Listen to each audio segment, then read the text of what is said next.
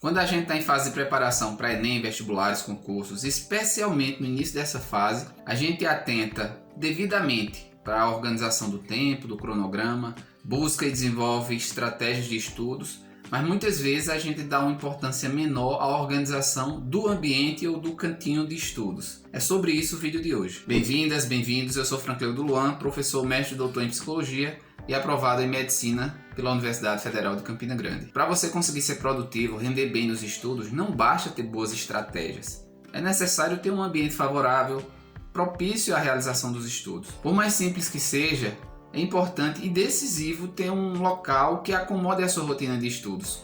Quando eu falo em uma ambiência adequada, eu penso em dois fatores. Um que envolve as pessoas de sua convivência e um outro que envolve a organização do espaço físico em si. Falando inicialmente sobre as pessoas, é muito importante que as pessoas com quem você convive diariamente respeite e se acompliciem com o seu estudo. É necessário que fique claro, transparente, que mesmo você estando em casa na hora do estudo, você não está disponível.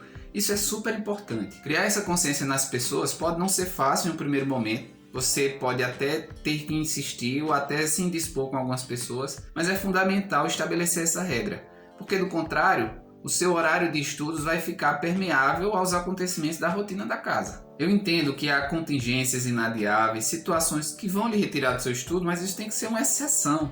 Tem que ser por uma necessidade real e urgente. Vocês precisam esclarecer e pedir respeito para essa regra. E se você, mãe, pai, irmão, parceiro, mora com alguém em processo de preparação, tente respeitar isso. Entenda que o estudo deve ser um valor cultivado na sua casa, além de uma necessidade para quem está querendo alcançar uma vaga. Não perturbe desnecessariamente a concentração de quem está estudando. Se possível, conserve o silêncio. Ter concentração já não é fácil. Se você ficar distraindo essa pessoa por motivos frívolos, mostrar um vídeo, contar uma fofoca, ou por necessidades que podem esperar, o estudante não vai conseguir ser produtivo. Tente imaginar que o horário de estudos dessa pessoa é como se fosse o seu horário de trabalho. Logo, ela não está disponível para situações que não sejam realmente necessárias. Criar essa cultura familiar de que o estudo é algo respeitável, sério, zelável é vital. Em relação ao espaço físico em si, ele deve conter o mínimo de distratores possível. Aqui eu preciso abrir um parêntese. Eu sei que os estudantes possuem condições e recursos para os estudos bem diversificados. As realidades são completamente diferentes. Enquanto uns têm o privilégio de ter um ambiente de estudos favorável, uma mesa ampla, uma cadeira confortável, um ventilador, climatização no seu cantinho de estudos, outros, e não são poucos, não gozam dessas condições. Não tem um quarto, uma mesa, não tem iluminação adequada, muitas vezes estuda numa cama, numa rede, muitas mães estudam tendo que dar atenção aos filhos. É complicado, eu entendo isso, é um desafio. Mas por mais simples e improvisado que seja, é fundamental tentar organizar um espaço que promova uma atmosfera de estudos. Se você estuda em um quarto, quando for estudar, tranque a porta, coloque um aviso na porta pedindo para não ser incomodado ou incomodada durante o estudo. Isso pode ajudar na conscientização de outras pessoas. Evite de estudar na cama. A chance de o sono lhe visitar e lhe abater é muito maior. Se a sua cama ficar no quarto onde você estuda, há algumas coisas que você pode fazer para resistir à tentação de se jogar nela. Se possível, deixe o seu lugar de estudos o mais afastado da cama e de preferência de costas para ela. Outra ação que ajuda a resistir à vontade de ir para a cama é a seguinte: arrume sua cama, organize direitinho, retire travesseiros, cobertas, deixe só a cama forrada. Essa simples medida já tende a diminuir o ímpeto de você se aninhar na cama, porque aí você teria que buscar travesseiro, lençol, etc. Então você vai buscando formas de resistir à tentação de se distrair. E ao organizar o seu espaço, você tem que se perguntar: o que é que mais me distrai nesse espaço? E a sua missão é tentar eliminar ou dificultar a adesão a essas distrações. Por exemplo, se onde você mora faz muito barulho, considere, se possível, adquirir um abafador de ruídos. Onde eu moro tem muito barulho dos vizinhos, a casa é contígua, dessas que divide parede, e em razão da difração sonora, o barulho chega ainda com muita potência aqui no meu quarto. Eu até tentei me acostumar com o barulho, mas não consegui me concentrar. Então eu comprei em uma loja de artigos de construção esse abafador de ruídos. Eu utilizava diariamente e essa foi a solução. Quando restavam mais ou menos uns 2 meses para a prova, eu passei a fazer os simulados sem o abafador para ir me acostumando com o barulho que eventualmente eu encontraria no dia da prova. Para mim funcionou e não custa muito caro. Eu paguei em torno de 30 a 40 reais por esse abafador e foi a solução para essa distração que me incomodava durante os estudos. Tente estudar em um ambiente bem iluminado, termicamente confortável. Eu moro na Paraíba e em certas épocas do ano o calor chega aqui e faz morada. Para mim esse é um dos principais distratores.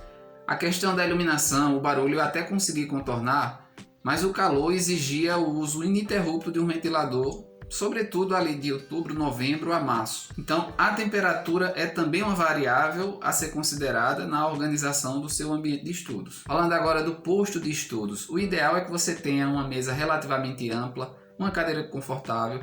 Se estiver nas suas condições, adquirir isso é um investimento muito bem feito. Se isto não estiver ao seu alcance, você pode improvisar estudando na mesa da sala ou da cozinha, ou ainda, eu já vi algumas pessoas fazendo isso, usarem uma prancha de madeira ou até um pedaço de porta para fazerem uma bancada.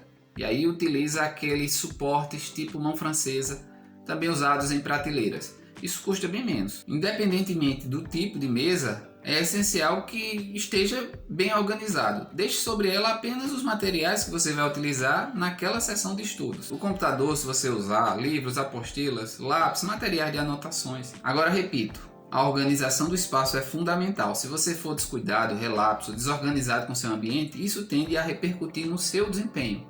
A desordem tende a gerar desordem. Inclusive, a esse respeito, existe uma ideia desenvolvida por estudiosos da sociologia urbana da Universidade de Chicago, que é a teoria das janelas quebradas. Em resumo, esse construto diz o seguinte: considere um edifício com algumas janelas quebradas. Se as janelas não forem reparadas, a tendência é que vândalos quebrem mais janelas. Após algum tempo, eles poderão entrar no edifício e, se estiver desocupado, torna-se uma ocupação ou até incendeia o edifício. Um outro exemplo dessa teoria é: imagine que uma pessoa está transitando por uma calçada comendo, sei lá, um salgadinho, e nessa calçada não tem lixeiras onde ela possa depositar a embalagem do salgadinho. E aí a pessoa encontra algum lixo acumulado na calçada.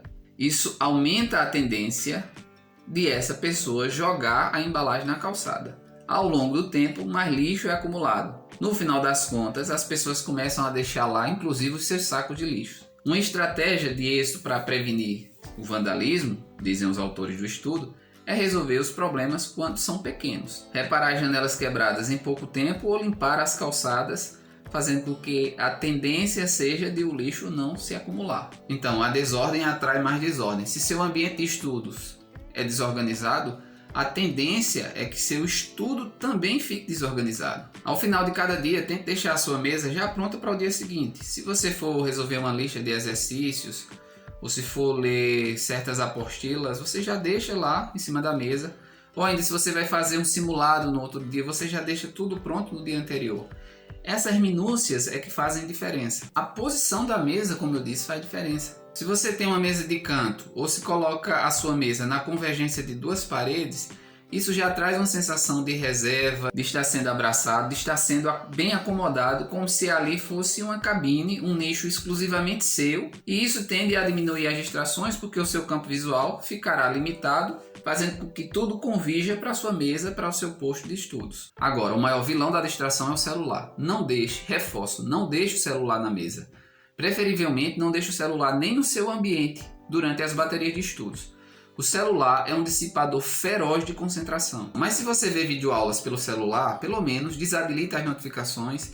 E quando você for fazer qualquer outra atividade de estudos que não seja ver videoaulas, por exemplo, uma leitura, anotações, resolver uma lista de exercícios, fazer um simulado, mantenha-se afastado do celular. O celular é potencialmente viciante. Inclusive, do ponto de vista neurocientífico, já se sabe que a dependência do celular altera o comportamento e altera o funcionamento cerebral de forma muito parecida com o que acontece com outros vícios. Como é muito viciante, por mais que você tenha a disciplina de deixá-lo em cima da mesa sem verificar frequentemente o celular, a tentação de fazê-lo é muito grande. Então evite essa possibilidade. Talvez neste século XXI, a habilidade de se livrar das distrações e executar uma atividade num estado de concentração favorável vai se tornar um superpoder. Eu estou convencido de que a organização do espaço de estudos contribui muito para isso. Então, dentro das suas possibilidades, tente montar um cantinho de estudos com condições minimamente adequadas. Mantenha a organização,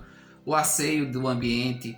tente obter a cumplicidade e o respeito dos residentes da casa em relação aos seus horários, ao seu local de estudos. Se você se sente bem com isso, coloque algumas frases ou objetos motivadores no seu ambiente de estudos que te façam depositar uma energia a mais nas suas tarefas. Mas considere que nos estudos a disciplina é mais decisiva do que a motivação.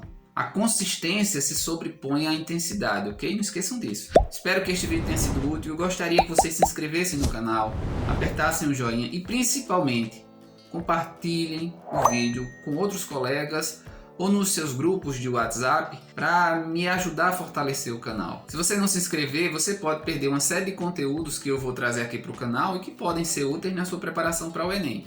Eu estou fazendo o melhor que eu consigo, enquanto eu não consigo fazer melhor ainda. Eu só peço em troca essa força. Ajuda, gente. Eu agradeço de coração, forte abraço e até mais.